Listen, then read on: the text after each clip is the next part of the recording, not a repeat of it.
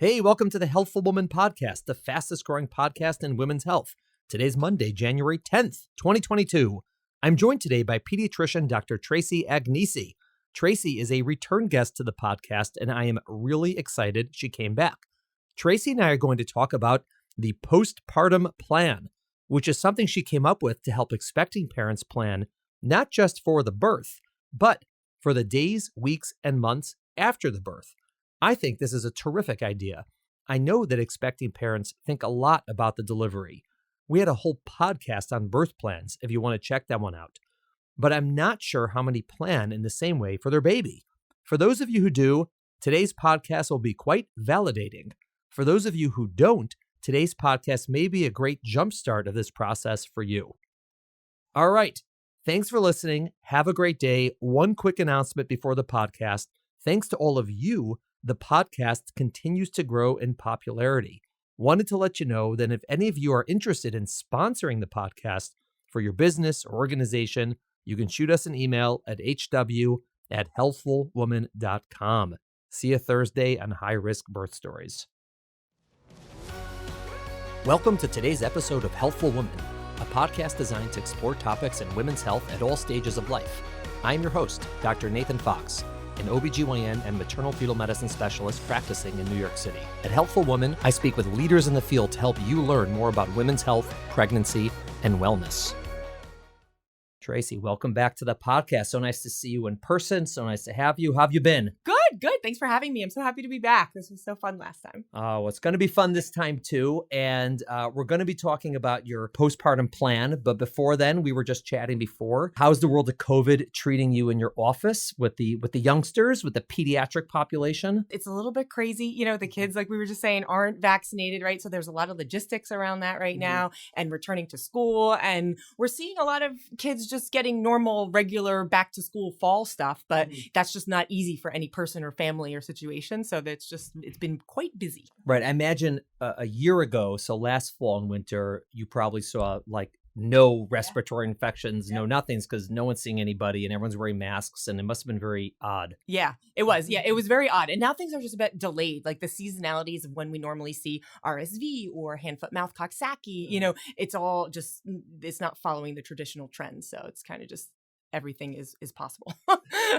It's the brave new world we're all living in. You suggested to me that we do this podcast specifically about the topic of the postpartum plan. So tell our listeners, what are we talking about? Why did you suggest this? I think it's a great idea, but I want to give them an opportunity to hear your pitch. Yeah, sure. Absolutely. I think, you know, the more and more I learn, the more interesting that I find that people, you know, pregnant women are sometimes I find are focusing on maybe not the wrong things, but the things that in retrospect, they might have wished that they focused on other things, right? So I think a lot of pregnant women spend so much time on a birth plan. I listened to your podcast episode with Melka. I loved it. I thought it was really helpful, really insightful. And, you know, I see a lot of them focus on this one day, you know, of the birth of the baby. And they don't really think about what's going to happen after, right? Like after they have the baby, they're in the hospital with the baby and there's doctors and nurses around, there's lactation consultants, there's people bringing them food, you know, and then they leave the hospital. And I remember actually with my first, like looking over my shoulder, kind of thinking like, wait a minute, they're just going to let me take her home alone. Like, that's it.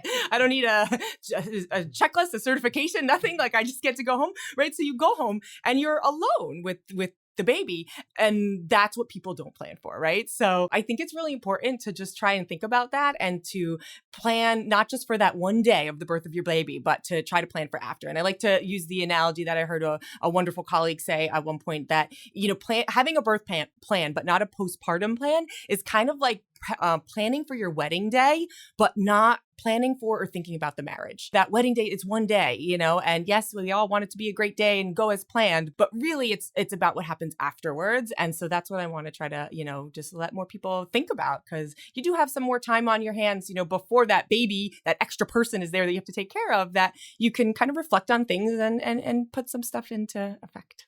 So I think that's excellent. And definitely we spend a lot of time in pregnancy on our end talking about the birth. When is it coming? What's going to happen? What do I do? When do I do it? Where do I do it? And like you said, some people commit it to writing, some people don't, but there's definitely a lot of discussion about that, and it's an important event. And what kind of things do you think women should be planning for postpartum? Meaning, what would you put in the postpartum plan? Sure. So The first, PPP, the PPP, postpartum plan. I love it.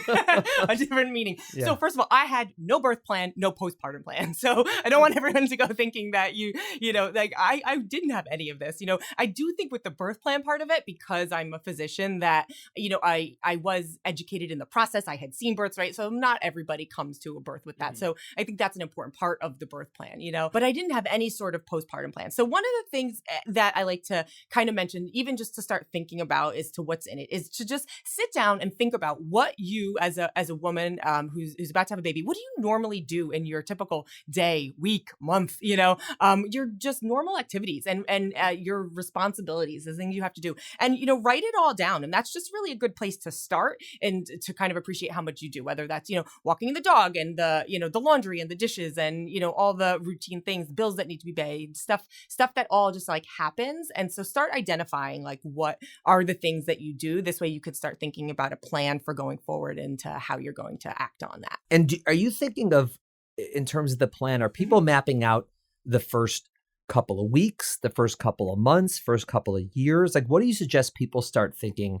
about and planning for? Yeah, I generally am thinking about the fourth trimester, which is, those first few months, like 3 months after having a baby. To answer your question, what's part of the plan, right? The first part is just really acknowledging that you need, as a new mom, like you matter and you need to prioritize taking care of yourself in some way. And that's one of the best ways that you could take care of your baby, right? So just first of all, convincing yourself of that. Right. And then from there, I do have some, suggestions about setting some boundaries, and then the new mom taking care of her own physical health and then her mental health. That's kind of how I think of it in like the broad thing. So when you look at other countries around the world, it's very interesting that a lot of them have a very defined name of the postpartum time, for women, and the defined time period. Usually it's about 30 or 40 days. I think, the most kind of well-known one is the Chinese confinement time, where they have, certain rules and regulations around what a new mom is or isn't allowed to do as far as, hot, cold foods and all sorts of different things. But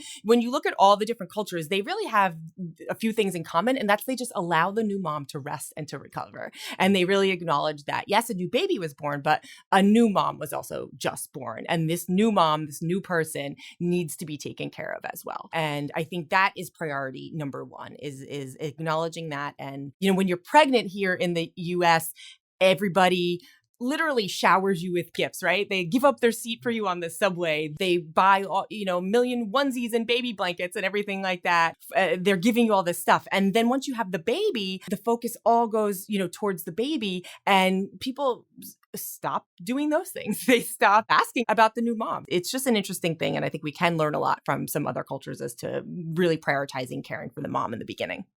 And do you think that in the US, it's not happening because it's just a cultural thing, or because we have different priorities, or like, where did we go astray? It's a good question. I mean, I think there's a lot to go into it. I do think that it's just kind of our, mentality here to just asking for help is like kind of a weakness, I think, in general, right? And, people take pride in doing, all the things that they can do kind of, on their own. I do think that there's less just, village family support, logistically, a lot of people that have a baby in the US just don't have family around, whereas maybe in other parts of the world they do. I think there's a lot that goes into it. One thing I do think that the US actually, because I've interviewed a lot of different women from different cultures around the world to kind of see what the traditions are, and it's super interesting. One of the things the US does really, really well is involvement of the partner early on and really hands-on. And that's something that's come up a few times that a lot of, I think is a great thing to acknowledge. I'm not worldly enough to know the answer to all these questions. And for me, it's more of a curiosity. But I definitely would say that there's this concept here of this, there's a very strong value of independence. And maybe that's born out of a good thing, sort of this idea, this American dream, if you work hard, you can do it. And it's, about the person and about the liberty. And it's sort of the individual rather than, let's say, the government or the society. And so there's a very big positive to that. But maybe one of the downsides is you lose that sense of community potentially with that. So people, for whatever reasons, for education, for their careers, for logistics, let's say they move away from where they grew up. And so now you're not supported by your family. And frequently when people find their spouse, find their partner. They may be from different towns. And so now at best, you're going to be living near one of the two families. And yeah, I don't know. I mean, I guess there's obviously neighborhoods and communities where all the neighbors and friends do rally around people, and there's some where they don't. But potentially that could be some of it, like in our industrial dreams to get big.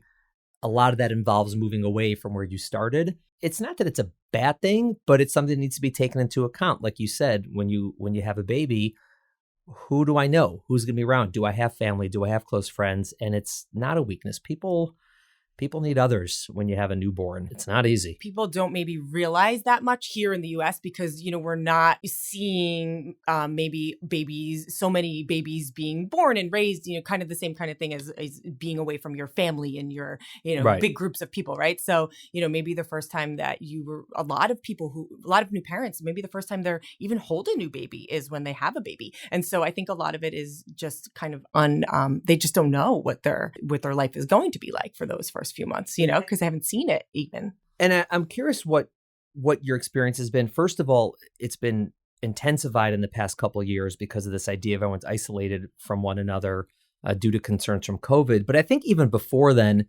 there's this idea that, oh, I can get the answer online, or, oh, I don't see as many people because I have so many connections on Facebook and Instagram, or I email people or WhatsApp with people, or I'm in touch with them by phone, even though they're out of town. And it is a great way to connect. But do you find that parents maybe on the front end don't appreciate the importance of that actual like human to human contact in the early times as a parent? Totally. Yeah, I do. And I think that having so much information for most new parents is just too overwhelming.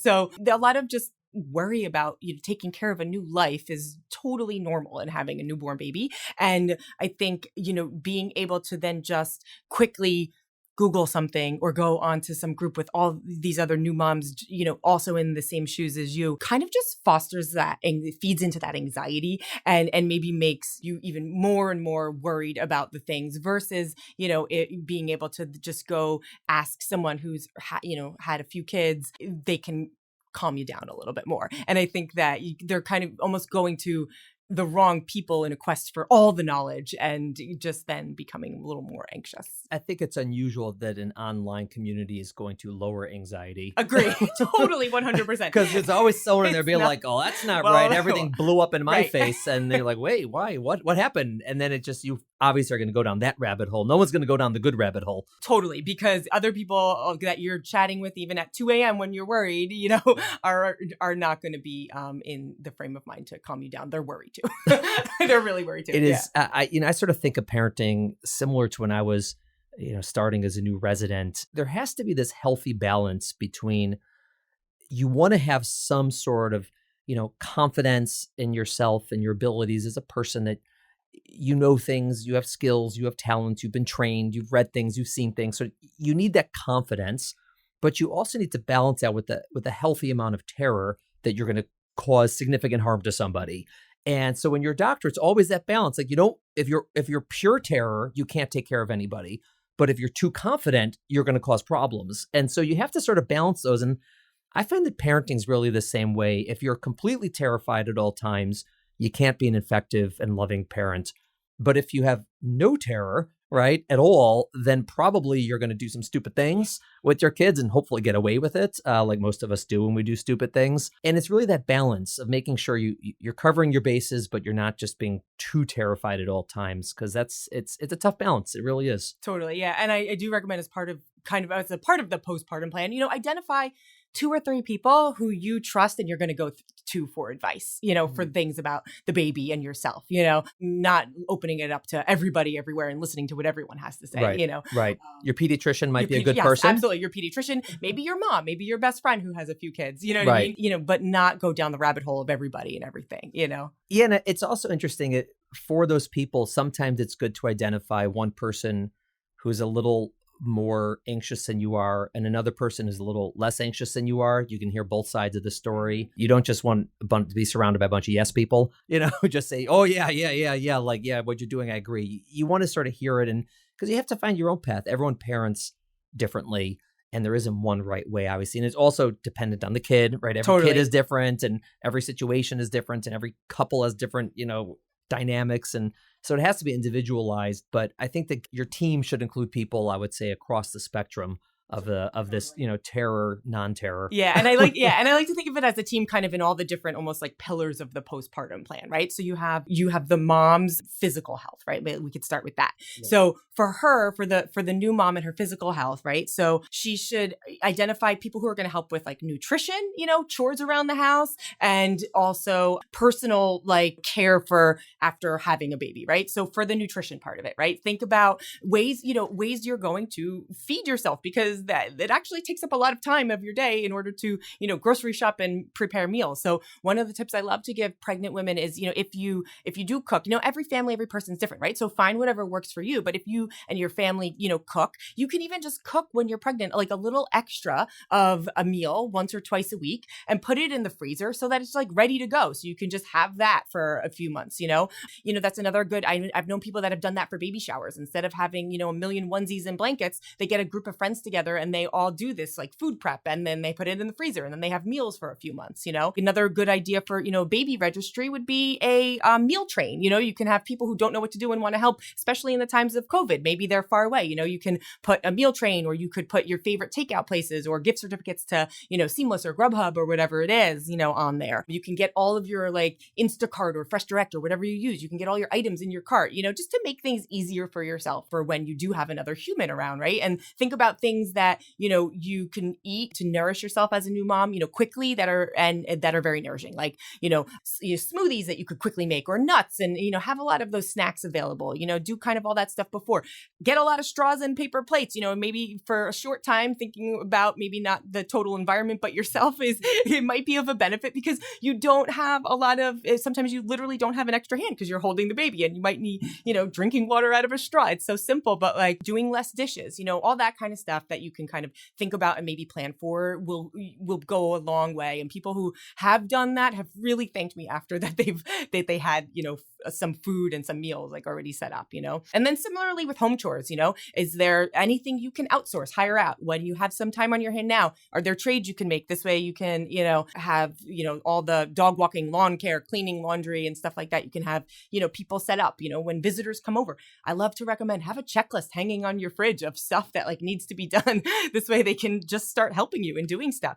And then for the new mom, her own like personal postpartum, stuff, it's like, make sure you have all the products there, right? Like, don't wait to go buy the Miralax or the Colace when you haven't pooped for 3 or 4 days. You kind of like doing it a little bit before and getting it going before really will help you, do all the legwork to find any resources that you might need, right? So whether that's going to be a lactation consultant or a postpartum doula or baby nurses, which are very popular around here, or a pelvic floor physical therapist, find out what does insurance cover, who recommends what are the resources. This way you have all that. And if you need that person, you're going to feel it'll be much nicer to quickly be able to just go and make that call than to do all that research, which feels overwhelming. So 2 things. First of all, for those of us who are trying to guess the over under on how long it would take for Tracey to mention poop, the answer was 17 minutes and 10 seconds. Love it. So if anyone bet 17:10 or had the over on a 17-minute parlay, you're going to win. So 17:10. The second thing is, we're going to get canceled. I can't believe you mentioned getting straws. That's like a crime nowadays. And you have these poor postpartum women trying to drink out of those paper straws. They're falling apart. It's all right. So I will forgive you on the straw recommendation. Or you could get a reusable straw. Get a water bottle that has a really reusable one. You throw it in the dishwasher. Yeah, there we go. Yeah, for those of those listeners who are significantly offended by the straw line, you may fast forward that part and go to the reusable straw that Tracey mentioned, which will be, of course, it was right after the poop mark. In all seriousness, what you're mentioning is really helpful for moms to plan themselves. All these things you're talking about, who's going to walk the dog? Where am I going to eat? Get these things ready, get these chores set up. I think it's great. I think it's also for those of us who are not new moms or not going to be new moms, but who know new moms, instead of just saying, hey, I want to come over and see the baby, which is nice, right? It's flattering that someone gives a crap to see your baby, right? It's nice, but it's not necessarily helpful, right? Totally. To come see someone's baby. But maybe say, let me come over and see your baby. And you know what? Let me do a load of laundry for you. Absolutely. Something like that. Something just, like that. Or what I'm stopping, and make it very easy for the new mom. You know, right. I'm stopping at the supermarket. What do you need? Target. What cheese do you like? Right. Yeah. What's your favorite? What drinks are you out of? You know what I mean? And just make it really, really easy, you know, or a lot of times too, showing up, and I love to do this too. Like, you show up and the new mom has all this equipment around. She doesn't know how to use it. You know, it's like, what do you need to, you know, the baby stroller, the carrier, what do you need to use? Let's find a quick YouTube video and set it up for you. Right. You know? I know how to build IKEA stuff. Yeah, I'll exactly. do that for you. Yeah, exactly. And one of the things I also learned, one of the great lessons I learned from my wife, other than I don't know how to dress myself, is not just saying, what can I do for you or what do you need? Because most people are not going to answer you. Some will say, oh, I need this and this, but it may not be something you're able to do or you're good at. Instead, something like that, like, I'm baking cookies. I'm bringing you a batch. Exactly. Or I'm going to Target. I'm going to the supermarket. Or I know you have a dog. I'm going to come over and walk your dog. Whatever it might be that you think can be helpful, just offer that. Offer it. Right. Absolutely. And if she says, no, don't walk my dog, I got someone walking my dog, fine. But you offered. And a lot of people are like, oh my God, thank God. Right. Yeah. We didn't have someone to walk the dog or whatever it might be. Offer something. It's really, if you plan on visiting the baby, which is nice again, it's nice to combine that with an offer to do something. Absolutely. And people will really, really appreciate that. And if you are there, you know, holding the baby, to just say to the new mom or new parent or new dad or whoever is there, you know, you're holding the baby and say, you know what, don't worry about the baby right now. We're doing great. Like, what do you need to do? Do you want to go take a shower? Do you want to go sleep? You know, even if it's 10, 15 minutes, you know, that can mean really the world of a difference in those postpartum days. And it can be just so helpful, you know? Yeah. Or if someone does have, you know, a lot of time, it's like newborns are pretty straightforward unless you have to feed them, right? I mean, you could say, when are you going to feed the baby? Let me come over and watch or hold the baby while you take a nap, or while you, absolutely. like you said, take a shower. I mean, these are things that, you know, moms need to do and want to do. Totally. And so postpartum, you know, the new mom's postpartum mental health, I think, is kind of another pillar of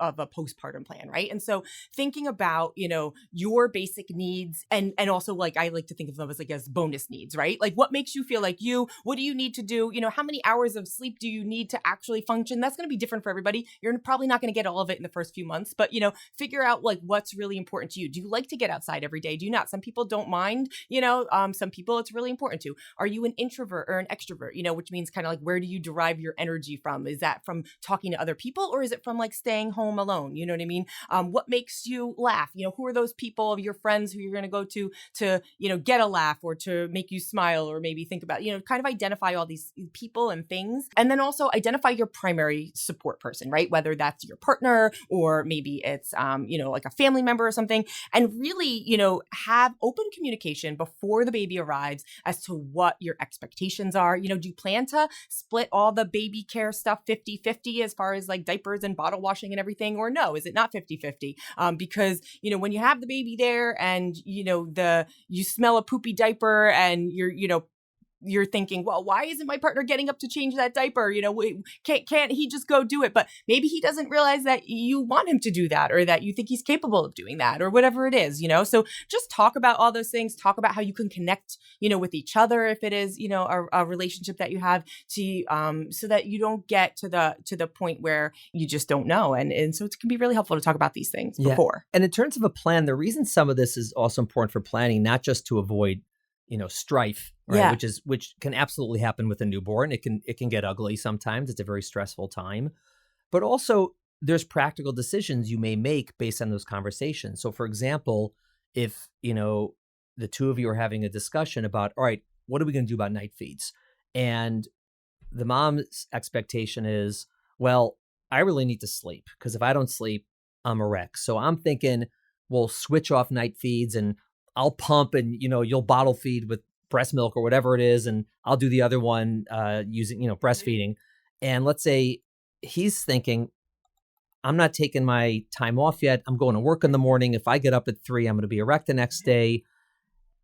That's something you need to plan out. And so maybe you'll decide, all right, maybe I won't continue to work. Maybe I will take my time off on the front end rather than later. Like maybe you thought initially, you know, mom's going to take off 12 weeks, then dad's going to take off 8 weeks, but you may say, you know what, that's not a good idea. Let's take them off at the same time. Or maybe I will go to work, but we'll get a nurse at night. And I'd rather spend the money on that. And there's no right or wrong way to do this, but you have to make these decisions in advance, and planning it out is going to help you. Same thing.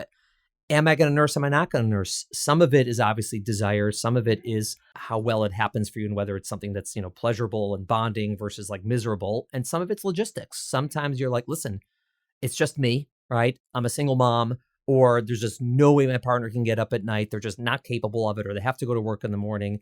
And if I get up every 2 or 3 hours to nurse, I'm going to be a wreck. So I need some other plan. And that's reasonable. That's totally fine. But if you don't think about it in advance, it could really blow up, and you don't want it blowing up when you're 2 days postpartum, or you came home from a C-section and you're in pain, and you're miserable for whatever reason it might be, and it's bad weather and you haven't been outside in 3 days.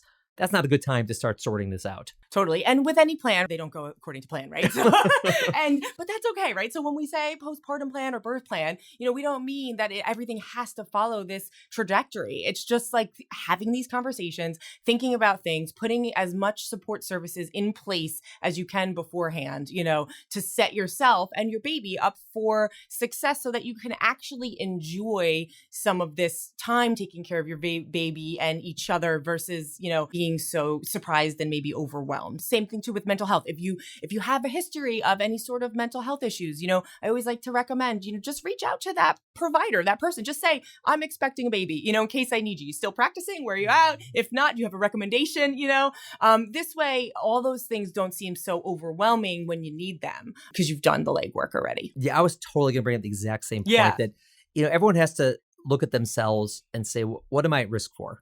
Right. And so for some women, they know I have a history of OCD, I have a history of anxiety, I have a history of depression, or I had a baby before and I had postpartum depression, or whatever it might be. And again, just know it doesn't mean it's going to get worse after you deliver, but it could. You're at risk for it. And that's something to be open about with whoever took care of you or takes care of you for mental health. And if you don't have someone set up a relationship with your partner, let them know, listen, I have a history of anxiety and OCD. I've been pretty stable for the past year or two, but this may get worse after I deliver. I need you to let me know. Absolutely. If I seem worse, and if I talk to you about it, like, let's be open about that. Obviously, it can happen to anybody with no history whatsoever. So that's important. Hard to plan for that necessarily, but certainly if you're high risk for that, or whatever it might be, if you know that you have a very low pain tolerance and I'm just going to be in a lot more pain than others might be, get pain medicine in advance. Think about what you're doing. Do I have to walk up 5 flights of stairs? Maybe I should stay, by my in-laws who have a flat and I could stay there. All these things are good to prep in advance based on your own individual needs. And people know themselves better than anyone else does. Totally. And you can have those conversations and say, these are kind of my own warning signs of, getting, not in a good mental space, whether that be irritability or whether it be, whatever it is. But like, having those conversations can be super helpful. And it's similar with boundaries too. I like to recommend having that conversation, at least even just with yourself, as part of the plan is to identify, what kind of boundaries you're going to set and when, right? That starts from even in the hospital as far as, having a baby, it's a very vulnerable time. So, who do you want there around in the hospital? The same thing for afterwards, what sorts of people do you feel comfortable with, and even as if you work outside the home or inside the home, plan to go back to work at some point, just a rough idea of when that's going to be. Are you going to be fielding emails and phone calls before that or not? Setting up those sorts of boundaries earlier can be really helpful so that you and your partner and your family and everybody can know what to expect. Right. Are we making people wash hands? Or are we not making people wash hands? All right. Are they gonna be decide. Vaccination status, washing their hands when they come in? What happens? I like to also recommend too, like, have a plan because babies feed a lot in the beginning, right? They're feeding every 2 to 3 hours. It takes a while, whether you're bottle feeding or breastfeeding. It's a big ordeal, right? So who's gonna, be able to say to visitors, now's the time to feed. We need some privacy, or we need to take the baby here. So all those things are just who's the executioner? Who's kicking everyone out? Exactly. Who's kicking everyone out? Who's kicking everyone out? Everybody out. We're about to feed. It's time. Leave. What else do you suggest women plan for their postpartum plan? The PPP. The PPP.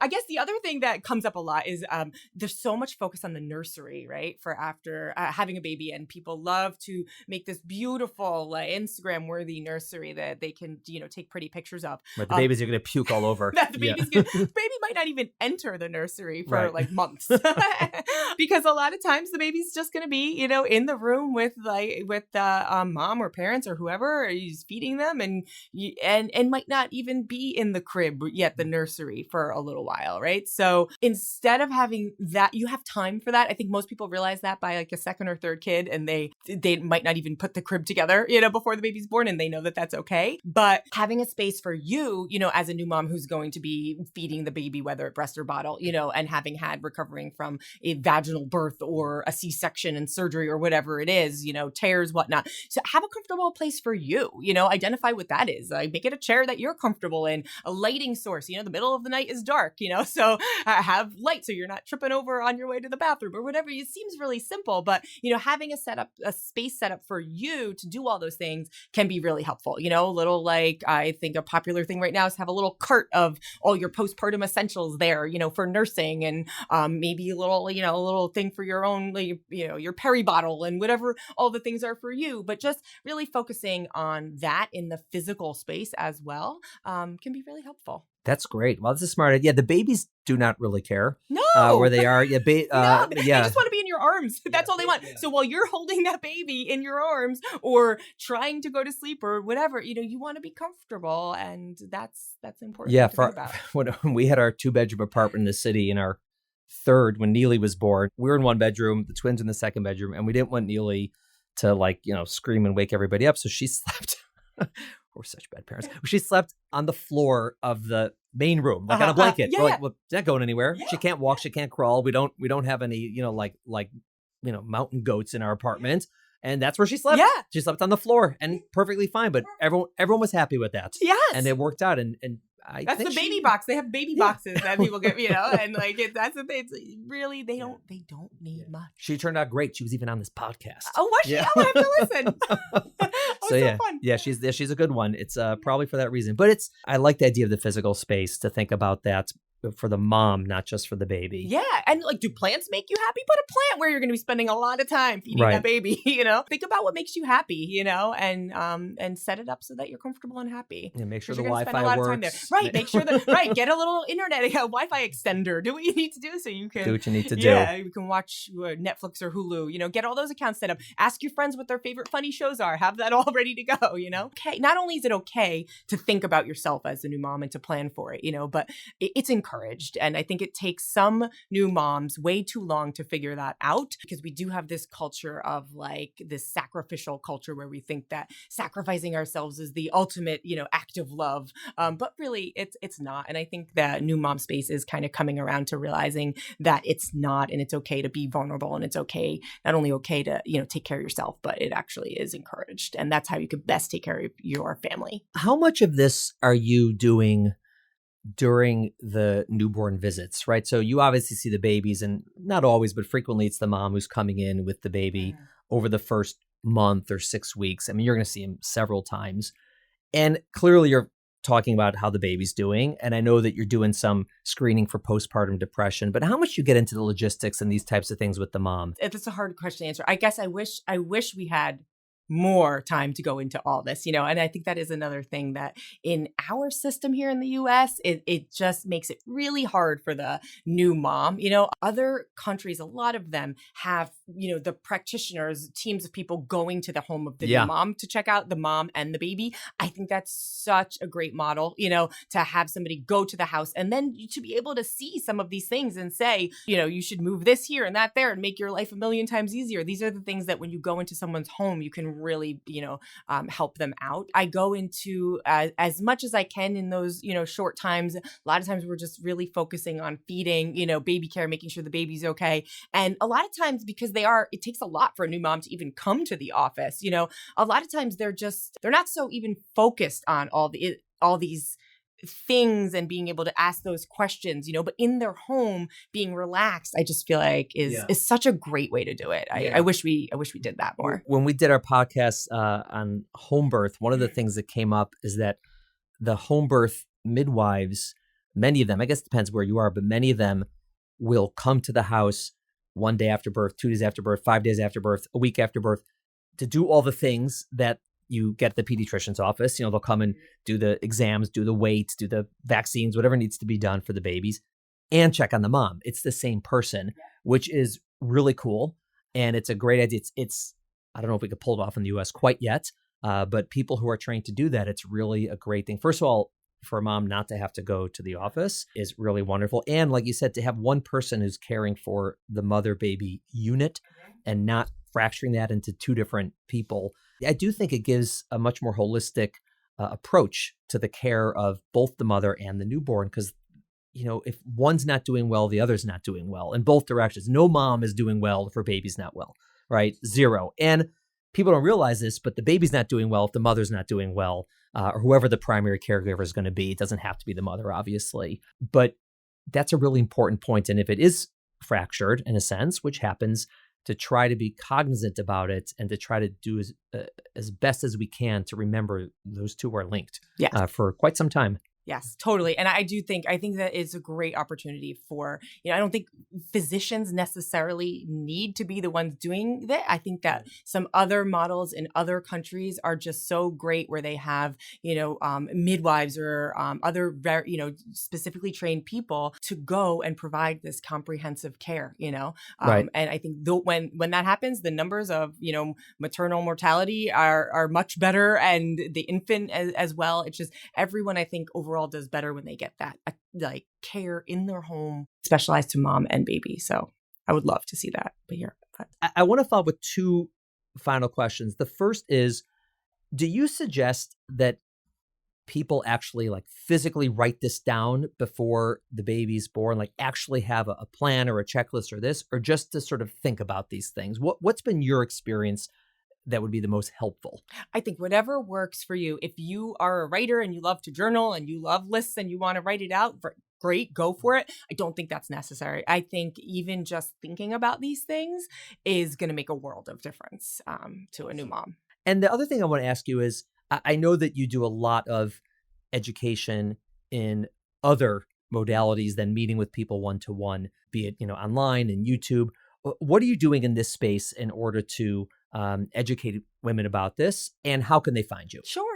Yeah, on all social media, I'm Baby Doc Mama, on Instagram and on YouTube and on Facebook as well. And I have an online course for new moms called New Mom University, and I provide support kind of like I just described in these pillars, where I talk about the mom's mental health, physical health in that 4th trimester. But I also go into the baby's mental health, development, and physical health. And I try to, week by week touch on all of those points, because taking care of the baby, it's not just about the baby, but it's about the mom. So I like to bring those two together. Do they find the New Mom University online on YouTube? Is there a website? Is there an Instagram? Well, how do they find it? For those of us who don't understand all the hashtags, how can someone find you? Sure. You can just go to traceymd.com, TRACEYMD.com. All the links are there for New Mom University. And you can click on a wait list and I'll email you when it opens up, because it's not open all the time, but it opens up every few months. Amazing. Tracey, thank you so much for coming back. Thanks for having me. This was great. Great to talk about these things, really important stuff. And I just love what you're doing, and it's always fun to talk to you. And I always really look forward to listening to what you and I are going to sound like on 1.5 speed. Oh my gosh. It's going to be amazing. You know what? I actually tried to talk slower today. So I don't know. We'll see how that comes across. But I really made a conscious effort to try to do that today. It's awesome. No, because it's the joy and excitement. It's great. It's awesome. All right. Thank you so much. Thanks. Bye. Thank you for listening to the Healthful Woman podcast. To learn more about our podcast, please visit our website at www.healthfulwoman.com. That's HEALTHFULWOMAN.com. If you have any questions about this podcast or any other topic you would like us to address, please feel free to email us at hw@healthfulwoman.com. Have a great day. The information discussed in Healthful Woman is intended for educational uses only and does not replace medical care from your physician. Healthful Woman is meant to expand your knowledge of women's health and does not replace ongoing care from your regular physician or gynecologist. We encourage you to speak with your doctor about specific diagnoses and treatment options for an effective treatment plan.